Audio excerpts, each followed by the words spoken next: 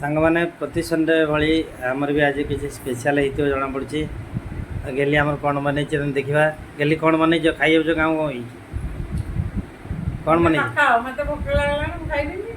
କ'ଣ ବନେଇଛ ମୁଁ ଟିକେ ଶୁଣେ। ପନିର ଦେଇଥିଲେ ମତେ ମସରୁମ ବିରିୟାନୀ। ମୁଁ ବନେଇଛି ଭାତ, ଚିଙ୍ଗୁଡ଼ି ମାଛ ଆଳୁ ତରକାରୀ, ଦହି ସାଲାଡ଼। ତେବେ ଆଜି ବି ସ୍ପେଶାଲ ଅଛି କିଛି ନୁହଁ? ମୋର ତ ଫେଭରାଇଟ୍ ଚିଙ୍ଗୁଡ଼ି ମାଛ ତରକାରୀ ଆଉ ତୁମେ ଜାଣିଛ ଭଲ ଲାଗେ ଆଉ। ହଉ ଗେଲି ତମକୁ ଗୋଟେ ଆଜି ଗୋଟେ କ୍ୱେଶ୍ଚନ୍ ପଚାରି କହିବ? କହିଲା ଦେଖି ତମେ ତ ଖାଇବା ବସ କହିବ।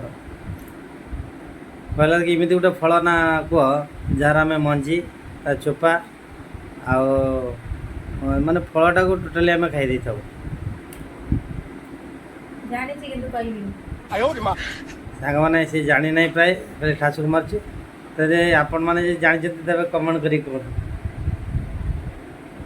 ମୁଁ ଜାଣିଛି କିନ୍ତୁ ହେଲେ କହିବିନି। କହିବନି?